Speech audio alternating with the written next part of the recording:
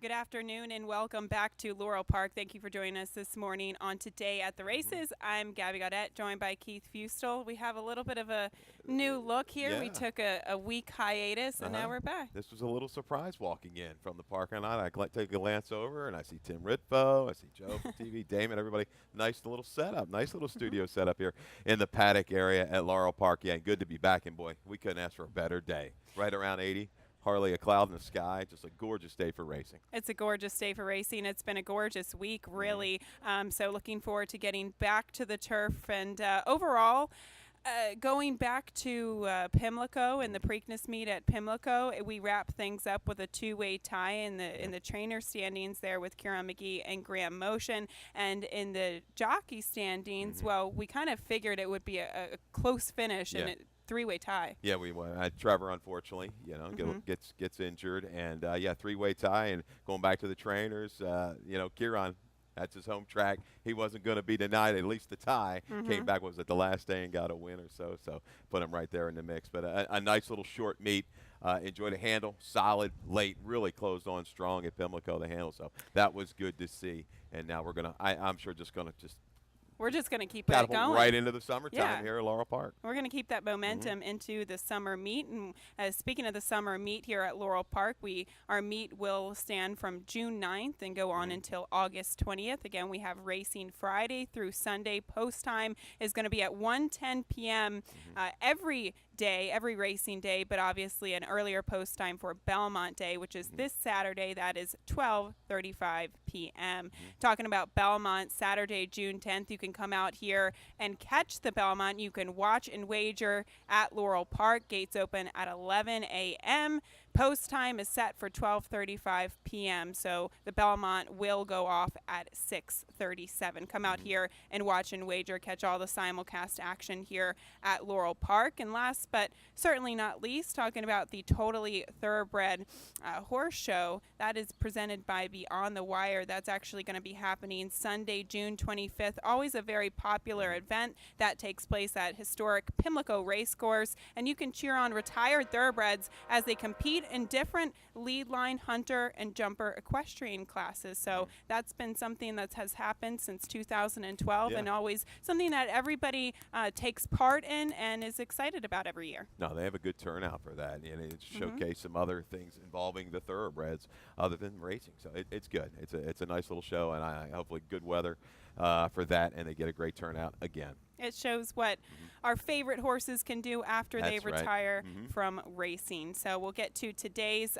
program and wanted to show you some of our featured wagers today. Again, the last day of Pimlico was a mandatory payout, so we start from scratch today, but we do offer that rolling super high five. It'll take place in race 1, and that will carry on throughout the day in races of 7 or more betting interests. We also have the Rainbow 6 that kicks off in the 5th race today, so looking forward to that. That is a 20-cent based wager. And then in the pick 5, we've got 2 pick 5s. That late pick 5 does kick off in the 6th race today. No carryover in that, but that is an industry low takeout at 12%. I know we came up with a bevy of tickets, so we'll get to that, but we'll look at the track and weather conditions. As we mentioned, it is a beautiful day, and look at that world-class turf course. Somebody out there spray painting it this morning? No, that's for real. That is for real. No, it looks great. I can attest. I just want to drop a couple golf times. balls out there and work on my wedge play. Put a couple in the lake. That would be perfect. Yeah, exactly. We have so many lanes out there. So looking forward to getting to that world-class turf course today. We are fast and firm. We're probably getting into the 80s today, and it is a beautiful, sunshiny day for our 10-race program. We have 11 races tomorrow for the Belmont Stakes action. So let's dive right into today's opener, Keith, and we started off with a 16,000 non-winners of 2 lifetime claiming event. We're heading out to the turf course at 5.5 furlongs. Again, this does kick off the super high 5 in that early pick 5. How did you see this? I thought this race was tricky because there are some interesting turf pedigrees of horses getting to the turf for the first time and horses who have already been on it. Nothing spectacular, and you're gonna hit the plain one tightly bridled is going to be, I think, a solid favorite. Gabby, but right. 1 for 16, has a little bit of hang in him. You Mm-hmm. know, that's the key. Looks like almost an omni-fig when you at first blush. But, yeah, I'm going to go elsewhere, try a little bit higher price. Ethan's Escapades, the 9, intrigues me a little bit for Lacey Gaudette. Freshened since April. Caught a pretty tough bunch of Open 25 3-year-olds on the dirt. Parade of Nations, Magician's Calendar, a fast race. But I like the debut race where this horse kind of ran a little Z pattern, got in a little trouble early, was able to recover, and got outside and came on to get the nod. Freeze and Fire, on the turf, just okay. But this horse is a half to a couple of horses, that flashed a little ability on the turf. Williams, Lucky Gray being one of them. I know Stolen Love didn't do a whole lot. But I think the position, this horse has a little bit of tactical speed. Look at the jockey-trainer combination as well, close to 40%. I know it's a smaller sample. She's going to Horacio for a reason in this opener. Exactly. And looking at some statistics, I didn't show this, but Lacey got at going from dirt to turf with her sprinters about 19%, and she's won with some big shots. She's 4 for 21 and obviously a positive ROI of $7.08. Yeah. So they've played very nicely, but also they finish in the money about 50% of the time. Yeah. So they always run very well with this type of move. So the 9 Ethan's Escapades, I think, is one to use. The 7 Spin Move is another one getting to the turf for the first time. This is for Kieran McGee, and this isn't a very fruitful angle for Kieran. First off the claim, going from dirt to turf, but I'm just putting the blinkers on, hoping this horse will like the turf, because he has some decent pedigree. He's by Hard Spun. He's out of an unbridled mare. The mare, she was grade 3 place, sprinting on the dirt. So I think there's talent there. Yeah. It just hasn't been maybe showcased at its best lately, although this horse is coming off a win. Yeah, a give up from Goldberg. It dropped from maiden special weight to the 16. Kieran wasn't scared, reached in, holds the level. This is probably the right move. As a half brother by Pulpit, was 0 for 4 on the turf. Ran a 67 going long, but a mid-60 number, anything like that, is going to put you into the mix in today's first race. And looking at some others, I didn't quite know what to do with the 6 Tigers bot, because if he goes back to some of his performances that he was running, or at least figs that he was running last summer here, he could win this. I was just really discouraged by his last start. Yeah, I expected a little bit more. I thought he'd take a little bit more play. He didn't. But he is probably the speed of the speed. I know Credit Ready had trouble with the irons last time. Jock lost the irons early. Has speed, but I think Tiger's Bop is pretty quick. He's never been off the board on this turf course. This turf course is fresh. He's going to be out there a much longer way than what he was over at Pimlico. I really fear him, and he might sneak away at an okay price too. I don't know if he can out-sprint Cortez on the 8 Credit Ready. We all know how fast he is coming out of the gate. But no, an interesting race to kick things off on this 10-race program. We turn the page to the second race. We're going 5 furlongs on the main track. And I did come up with an early pick 4 ticket. So we'll start things off here with this 2-year-old filly maiden claiming race. So I wanted to have some coverage in here. And in hindsight, I could have even used the 2 Budokai. I don't know. We'll see how it all shakes out here. But of course, you get the 2 for 1. They're going to be using the 1A, 5, 6, and 9 in the first leg. As we get to the third race, the 1, 4, 8, 2, 4, 5 in the fourth, and then just the 1, 5 in the fifth for a $36 ticket. I couldn't find a single. I thought it was kind of difficult to find some singles on today's card. So we start things off with this kind of mad scramble, this maiden $25,000 event.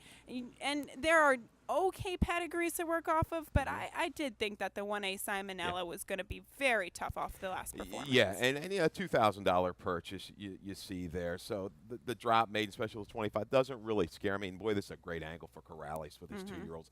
36% second time out for his 2-year-olds. Aggressive move. Sammy Be Cool, the winner of that race at Pimlico, just dictated the pace and held on quite well. This horse, though, was really running the last eighth of a mile. A little extra ground is not going to hurt. With that angle, that percentage with Corrales, I think she's going to be ready to go. Probably even stays a little bit closer. She was down inside even in debut. Had to break from down there. That kind of probably cost her a few lengths getting shuffled early. That happens a lot in these shorter races with the shorter run into the turn. I saw it the same way. She did shuffle a little bit coming out of the gate. It was a pretty wet track that day day too when she was down on the rail, maybe not the better part of the track. So I think that she can only move forward in strong stats for the Jose Corrales barn. With that angle, we also have the 6 Deep Red, who is by algorithms on the bottom side. The mare wasn't much, and this is her first foal, but of course you always have to love that win early pedigree with algorithms on the top side. Absolutely. And Wayne Potts scratched this horse, was part of an entry over Pimlico, and the other part won. That was Dancer Stroll, who beat Sammy B. Cool. So it could have been a little bit of an angle. Potts said, okay, I think both can win first time out. So I like this move. 6 Deep Red is definitely a user. And we have the 5 Little Storm, a horse that I use in the Exacta, and that pick 4 ticket. She is by flat out on the bottom side. She's out of a pretty decent mare. She was a 2 other than allowance winner. She was a good dirt sprinter, and she won in just her second start. So at least there's some precocity there on the bottom side. I used her in the mix. You tossed her, but did use the 9 in here, not leaving. And I will say this, and I used this horse 4th. I did use her in the pick 4. I think this horse is vulnerable if she gets bet, because Alan Goldberg, looking at stats for the barn, 2-year-old maiden claiming first-time starters, he's 0 for 15. Yep. Yeah. Oh, I know. It's not good at all, and he's struggling a little bit this year. He's trying to pick up the pace, gets a good draw, goes to his go-to guy in Toledo. I'm not going to get beat by this horse, but you're right. I just kind of tossed this horse in 4th. Romeo, a decent try, 2 back behind Sammy B. Cool. Maybe didn't like Delaware as he used. But you're talking about the 5, Little Storm from Maldonado. I looked at that mare. That mare was really, really quick. She was a Louisiana bred, had sharp speed. So, yeah, I probably shouldn't have left her out of the mix. Well, yeah. Let's hope for the best as we try to get through the first leg of the early pick 4. We'll turn the page to the 3rd race, a nice maiden race, a maiden special weight that is, going out to the turf at 5.5 furlongs. Have a nice a couple of first-time starters. And speaking of Alan Goldberg, well, he brings out the 4 Yay You, who actually ran very well first time out. And you know, if this horse runs back to the same performance that he did first time out, I think he's going to be tough. Maybe catch another better first-time starter in here, but we'll roll this video spotlight replay. This horse was 15-1 in debut. Did start on the 4th of May, 5.5 furlongs. We'll just show the stretch run. We can see him on the outside of actually a horse just to his inside, the number 5, and rates well for a first-time starter, and then just tries to kick it in. But as you can see from the short comment, hung.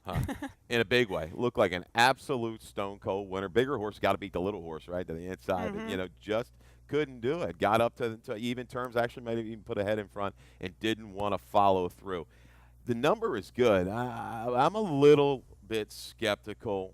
You see Son of Mine going by there late, and you kind of waiting and hanging between horses. But, you know, looking at the favorite of that race, it was Major Anthem, who was like 0 for 77. You know, a horse that just couldn't get it done, and he was like $1.90 to 1. So I'm a little suspect of that. It was a hard race for me to line. I went ahead and made, you know, Proctor with the first, or even down inside the 5-2 tepid morning line favorite. Sly Storm, the mare, 2 for 4 sprinting on the turf, was a stakes winner at Keeneland. We know Proctor here. He's usually ramped up and ready to go with some of these firsters on the grass. And the half brother, I think, was a sprint on turf, ran close to a 90 fix. So Noble House should be good to go with some good works at Fair Hill and over at Delaware. I got to go with Early Gray, though. I'm going to take a flyer. New barn goes into Schoenfeld's barn. Hasn't been out since October.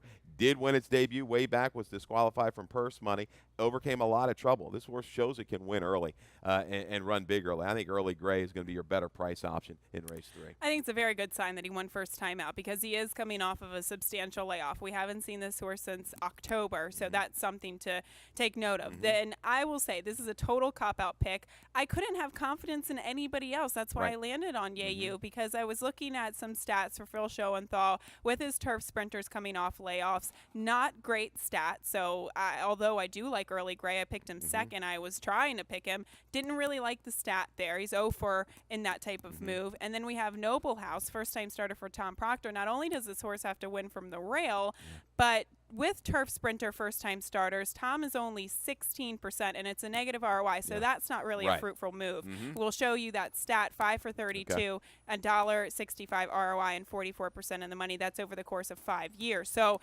I guess it was a default pick for me. You. Understood. Yeah, I agree with you. Dundalk by Baltimore Bob should be fine. Was against the grain of the track on the main track. I think he's going to be fine transferring to the turf course. And Another first or the 9, Clever Triad could be interesting. We've seen some of the McLean's music running well early. 4 multiple turf winning siblings. So Yep.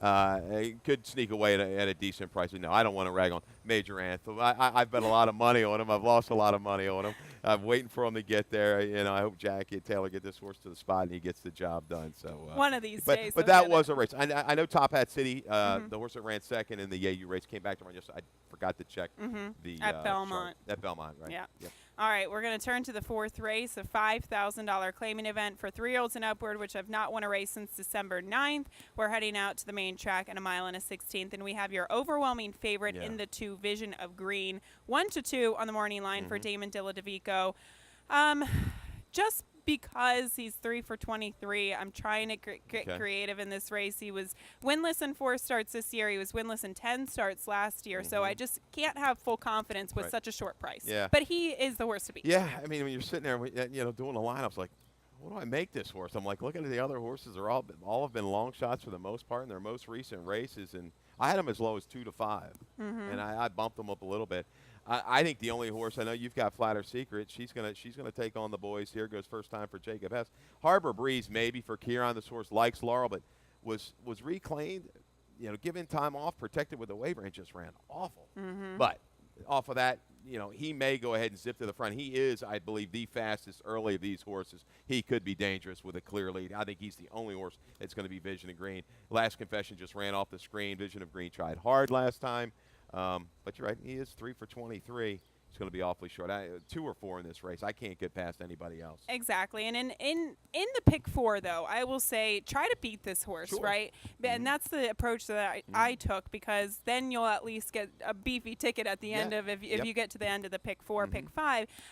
Because I think Harbor Breeze, there's a reason why Kieran did put him in for the waiver claiming. I think, maybe he thought that he needed a race underneath of him. Second off the layoff, this horse will improve. Yeah. He likes this track. He's a 3-time winner at Laurel. So I think there's, some positives that you can make about Harbor Breeze. With Flatter Secret, well, her last 3 races, they don't really inspire a lot of confidence for sure. But this is another horse who she's been given some time since late April. She comes back to a track where she's a 5-time winner. And I'm just hoping that some of her back class resurfaces, I guess. Yeah. Well, she's 5 for 8 at Laurel. She does like that. Last time they sprinted her, she needed the race. The sprinting, I know she's one going 7/8, but I don't think that's really her game. She's better a little bit longer. I think she's a little bit up against it. If anybody takes serious play in Vision of Green, it's going to be Harbor Breeze. That's the only one, and I still think he's the only one that could beat him. Well, we're going to try to beat that heavy favorite in the 4th race. In the early pick 4, we're going to step aside, and when we come back, we'll tackle the 20-cent Rainbow 6, and we're also going to tackle that late pick 5, late pick 4 sequence right after this commercial break. The best bets at Laurel Park are the pick 5s, and we have 2 of them. The early pick 5 starts in race 1 and is a mandatory payout. The late pick 5 is the last 5 races of the day and has carryover potential. Both pick 5s at Laurel Park have an industry low 12% takeout. The pick 5s at Laurel Park, your best bet.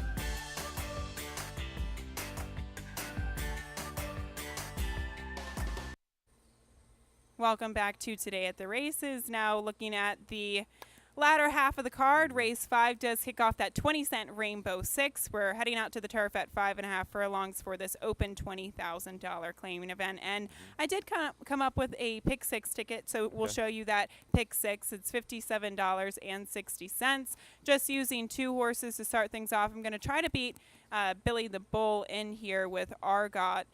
So just 2 horses deep here. Going to be using 3, 4, 5 in the 6. 3 horses in the 7th race. I thought race 8 was kind of tricky, so spreading in there and then just capping it off 2 by 2 in the final 2 legs of the sequence. So I'm curious to see your late pick 4 ticket, because I did have a tough time finding a single. We'll get to that obviously in race 7, but we start things off in the pick 6 at 5.5 furlongs on the turf. And Billy the Bull is the speed. He's the horse to beat. But do you think that this is a little bit of a tougher field? Yeah, these are a little bit better horses. You're seeing Argo right now, a horse that was competitive in 2 other than optionals. Against the wind, did all the chasing, but didn't have as much help. Against the wind might get a little bit more help today with some speed. I think Billy the Bull, though, he's an all-or-nothing type. He's fresh and Kieran laying him in for 20. All right, you want him, but I think if you're going to get him, I think he wants that win too. He wants it all. And the advantage for Billy the Bull is the other main speed types are to his inside, which I think he can maybe take the measure, play a little cat and mouse before he spurts away on the turn. That being, said if he gets a good break and everything like that. So Billy Bull is going to be my top selection. Big fan of him. I think Argo is going to be awfully tough. Second time off the claim for Jamie Ness. A good race last time. Available, he's an okay horse. I still think Argo has to run a little bit faster. I fear against the wind, though. An excuse last time out went a little bit rank at the break. He was freshened from January to April when he had to face Billy the Bull. He tried valiantly, didn't get any help up front to press Billy the Bull. He might get it today. This horse, Our Dependence, is an interesting horse, too. Did you use him at all? No, you did not. I was going to say, we'll show the replay of Against the Wind and Billy the Bull. This was 2 starts back Against the Wind. And, Billy the Bull, he's so effective and when he gets to the lead, and that's really the only way he can go. He's so fast. But unfortunately, like you said, in the dynamics of this race, Billy the Bull was left to his own devices on the front end. Nobody can catch him. And Against the Wind was so courageous in defeat. You can see him just trying to grind out this trip to try to catch Billy the Bull. And then he just kind of gets discouraged, and it goes from there. But so what you're saying, and I agree with you, is that Billy the Bull might have a little bit of competition up front, and Against the Wind, he's going to be waiting in the wings. This was such a good effort for this horse. It was. He went to left, just like he tried so hard. He probably went back to the barn all upset. Sad. Oh yeah, no doubt. And he could have bounced a little bit off of that race too. That was a strong effort. I think he bounces back up and runs a good one today. Yeah, Make My Saturday is quick. I don't know if he's as quick as Billy Bull. Our Independence is a new shooter. Billy Bull, you saw that on the video. He was able, and you see the short comment, light hold inside. He just kind of did things his own. If he's got to be pushed a little bit into that turn, a little sooner. He gives up a little bit. Except the 3/16, and now you got to work on about the 3/8 pole. A little different ball game today. But Our Independence is a horse, goes first time for Ricky Silliman up from Florida. Really has gotten good. And I keyed up this Starship Wildcat looking at the race. Well, second to Pay Any Price. It was one of the favorites over one of the stakes on Preakness weekend. That horse ran a big race. I think Pay Any Price ran a 90 winning it. So new shooter, going to be interesting. I don't know if 5.5 is going to be his game. 5 might be a little bit better suit, but I'm Billy Bull on top. I fear Against the Wind in Argo. All right. I did use Argo, too, hoping that Billy the Bull gets a little bit of competition up front. We'll get to the 6th race. This does kick off the 50-cent late pick 5. We're going a mile and a 16th on the main track for this starter allowance optional claiming event. And a good race. I thought it was interesting to see Liberty Lane in here stretching out in distance after having success sprinting on the main track. And we obviously have the 4 Jensen in here, who, if he reverts back to his some of his races, or at least competition-wise back at the fairgrounds, he's right there. He's 8-5 on the morning line. How did you see this race, Keith? Yeah, Jensen, I think, is going to take a lot of play. We've got a scratch of So Quiet who was going to get some action. Looking at it, not a ton of speed, really not at all. And Liberty Lane, I like the 2-back race. I think we used it as a video spotlight over at Pimlico. He got the win at the price, upset his stablemate Wayne Scott, who came back to win. But I like the race on April 7th. It was down inside against the bias of the racetrack that day, was able to be taken out wide at the head of the stretch and really kicked on nicely. Breeding suggests I think this horse is going to be okay at 2 turns. And the way he finished up tracking at a quicker pace, I think he can dictate in here. Maybe set the pace just off the inside, maybe not be pegged right down, and and maybe kind of have to drift, go back in, because there's going to be some oncomers. I think Segovia is one, and Jensen is another. Jensen's going to be the short of the 2 prices there. I think Segovia, if you're looking for a better price, is your better option. I am worried about Segovia a little bit, but in terms of maybe horses that have a little bit of tactical speed that don't necessarily need the lead, the 5 Good Save I thought was an interesting player here for Keith Nations. And we'll show you the stat for the connections here with winners last out, coming back on the dirt, then stretching out from sprints to routes. If we could show that stat. It is a shorter sample size because it's a very specific stat, but overall, even stretching out from sprint to routes on the dirt, it's a good stat for him. I just wanted to really hone in on this. And he's had success. He's 40%, 60% in the money, positive ROI. One of them was a big priced winner. But this horse was intriguing. I like how he's managed him. He gave him some time off the claim, brought him back, got a good race, a good foundation underneath of him, entered him in for that waiver claiming role, and now protecting him, stretching out to a better distance second off the layoff. I really like this horse today. Yeah, this is a horse when he was in Proctor's barn. He went 64, 64, up to a 77, going a mile at Laurel. Solid number. Dave Robin and I were discussing this race a little bit in his last performance. He was probably even hampered, and he closed into a really slower pace, 24-3, 14-4. Things weren't going his way up front. But, boy, he was able to kind of just determinedly grind the horses down. I would have liked to have seen Enduring Warrior come back and run a little bit better. I think there was a winner out of that race. But good save, the way he protected him, and now goes right back with a protect move. He could be tough because we can see he can make a bigger jump in those figs. Exactly. And I had a little bit more confidence in this horse stretching out in distance than I did with Liberty Lane. Okay. You look at Larry Jones going from sprints to routes on the dirt, 18% and ROI of $1.29. So I don't know. I just, why try to fix what's not broke, right? Yeah, this horse has been okay sprinting, so, but he's obviously going to be effective up front. We have the 2 Segovia. I'm a little bit fearful of leaving him out of the pick 6. Yeah. I didn't use him in there, but I thought that at least good save. I really like this horse today, so I'm hoping he can carry me through. Yeah, Segovia, it's been a while since a win, especially a win around here, but yeah, he's better going longer, and he's going to need a little bit more flow. That was my biggest fear for him. He's really lost a step early. Yeah, he has indeed. Okay, we're going to get to the 7th race, a starter allowance, 5.5 furlongs onto the turf course, a very nice race, and this, of course, kicks off the final pick 4 of the day. Keith, let's see your ticket. How'd you strategize? Here it is, $36 ticket, if I'm not mistaken. Pretty you're right. Cheap. Yeah, there we go. 3 deep to get it started, the 1, 4, and 6. I think these are the obvious contenders. 3 deep in race number 8. 2 deep in race 9. I was able to cut it down. Magician's Vanity is going to be a short price. Boy, she ran big last time for Trombetta.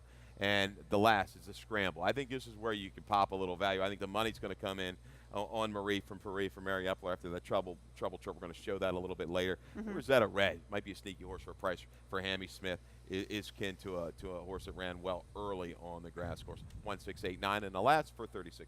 All right, you're going to try to beat Mary Epler in the, or at least to have some coverage to try to beef up that ticket. Yep. I really like that horse. I just used 2 horses in the final leg of the pick 6, but this is an interesting race. We have Hug a Tree, who came back and was victorious first time out of the Mary Epler barn last time out. I think that horse you should use. Who did you prefer? I know you use a couple horses in the first leg, but yeah, I prefer Hug a Tree. I think look at right now. Mary Epler and Flying Pheasant Farmer, those guys aren't giving her a big kiss. I don't know who is. I know. 4 for 4 with an ROI of close to $14. The owner-trainer combination, huge numbers. And Hug a Tree likes the Laurel turf course. She's going to have an okay setup in front here, so there's enough speed in here to give her a target, and she's run some big races. You're going back, where I think one of her best races, she had some trouble in a 2 other than race behind. Elusive Joni's a really nice horse. So this is the right like kind a of stakes spot. Quality. She's got the race under her belt. Summer Frock does not. Hard to separate these two. They were last year in July, ran a real bang-up race with each other. But I think Hug a Tree, I got to give a slight edge to her for Mary Epler. I love this move, too. Just, they ran her. She's figured to be pretty versatile. I mean, this is a mare that can win on a fast main track, 5-time winner. She can win in the slop. She can win on the turf. And it seems like Mary Epler has these types of horses in her barn. I can't remember off the top of my head, but she's got a nice stakes sprinter that can really run on anything. But this is a nice horse. She's got back class. I think that last race going to amp her up for this performance. Summer Frock, though, she comes off of a big layoff, but she's one that I think might have a little bit more tactical speed. Yeah, I think she does. And she beat a decent horse and likes a Fly Girl who came back off of a layoff to win an allowance race. Venezuelan Beauty, interesting. So some speed with a barn that's flying a little bit under the radar, but I think it's going to start making a bigger impact in the Mid-Atlantic region. She could be up there forward. I think Hug a Tree, though, she's got the conditioning in front of her. Charm City down inside. She doesn't have maybe quite as much early lick. I'm worried about what kind of trip she's going to work out, but she ran real big against Hug a Tree on the dirt. But she's got the numbers. Look on the turf. She's run almost an 80 sprinting on the grass course. I think it's 146 in here. Taking inside, maybe just a touch below, but I agree. I do think it's between the 6 and the 4 here, but the 10 Seeing and Believin', I'm going to throw in just as kind of a gimmick for the exacta. I often don't like turnbacks on the turf, but this horse just seems like she's been flattening out going 2 turns on the turf, and I almost wonder if this is going to wake her up a little bit. It might not. Yeah. It might help her. I think it's going to help her getting back to a firm going and maybe cutting back in distance, because she just doesn't look like she has that punch anymore. No, she's going to need a little bit of help up front. I think she's going to find herself a little further back maybe, but we can see Edgar Prado with that wide swooping run, maybe. Good, no doubt. We see that happen all the time. We'll get to the 8th race to kick off the final pick 3 of the afternoon. 6 furlongs for this $5,000 conditional claimer. And we do have, I thought, a key scratch at the 2, Sky Commander in here. This horse figured to get bet, but we still have some worthy foes in here. I'm taking a shot with the 5, Ganador, first time for Claudio Gonzalez, but you landed on the horse who figures to be very tough to beat. He's 11-time winner. He's consistent. That's the 4, Saturday Sunshine. Yeah, he got a little bit of a break last time when he got the win. I liked him anyhow because he ran a big race April 9th, first off of the layoff and against the grain of the racetrack, was down inside, shifted out, kept on nicely. But, man, that was a sharp win last time. It was. I know Honor Commitment got away poorly in that, but he just kind of got out there and was well in hand, setting an okay fraction, popped away from the field. I don't think the stretch to 6 furlongs is going to be any problem because he's got some targets up front in Hade, the plain one, and the 6 Zen Papa. They're going to ensure an honest pace. Saturday Sunshine, Gary Capp, when he gets them rolling, They can win back-to-back Saturday Sunshine here in race 8. He's a horse to beat. I was curious to see the 5, Ganador here, though, with Claudio Gonzalez. He gets in with the lightweight. I think that'll help him. He's also been a horse that, although beaten significantly in the past couple of starts, has been facing open company. So I think that is a feather in the cap. Not only that, this is a horse who is 0 for 16 on a wet track, and that's exactly what he has gotten in the past 3 starts, and they haven't been great. But the last time he caught a decent track that he likes, he actually ran well on it, and when he was placed in those good conditions, the non-winners of a race in a year, he actually was successful. So I thought that you kind of have to sift through some of his most recent races, pose some excuses for him, but he's going to be a price, so why not 8-1? I would think.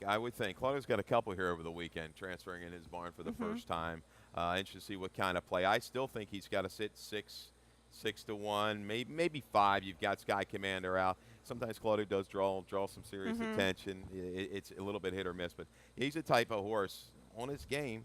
Yeah, he could win this, no doubt. I will say I had a little bit of a tough time with that race, so I used 4 horses in there. I do think Saturday Sunshine's the horse to beat, but wanted to have some coverage in the pick 6. We'll get to the 9th race on the card, Keith. We're heading out to the turf in 1 mile and a 16th for this state bred restricted allowance race. And in here, I had a little bit of an opinion, and that opinion was to not go back to Magician's Vanity. This horse, and I knocked her right into the winner's circle last time. Yep. Yeah. Let's show the replay. So I missed the wedding. I'll go right to the funeral today. Yeah, let's go ahead and watch her. We got a real honest pace up in front of her that afternoon on April the 30th over this turf course.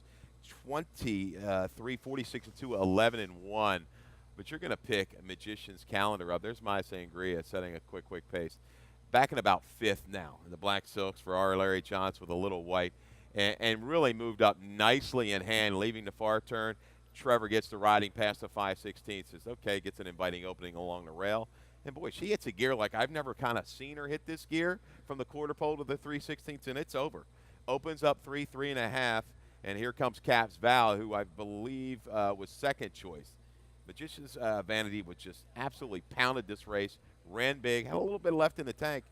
She's run big, in the state break condition before. I don't see anybody that can run a mid-70 number on the page. To me, I think she got the ideal setup in that she made the lead and she didn't have to pass anybody. Yeah, there you go, right. And I do think that this is a horse that finds a little bit more confidence when she does find herself in that position at the quarter pole. So it was a brilliant ride by Trevor McCarthy. I just can't see it foresee it happening again. And that's it. When she sees another horse and she looks him in the eyeball, she doesn't always want to get past him. So I think everything might have to go her way again today. And she's going to be a short price once again. But I do agree with you. I've never seen her with that much follow through and with that much energy coming down the stretch before. And I can't remember what I had her on the line. I know I didn't have her 9-5 on the line. I didn't have her the favorite in that race. And the way she just, she was pounded. Like they knew, hey, something was up with this mare. A little bit different, showing a little differently in the mornings maybe. And she just exploded from the quarter to the eighth pole. But but looking at the race, Gabby, you're kind of glancing. Okay, well, they ran away from her early, but who's got that kind of speed? Maybe Baltimore Street looks like she's going to get out and dictate.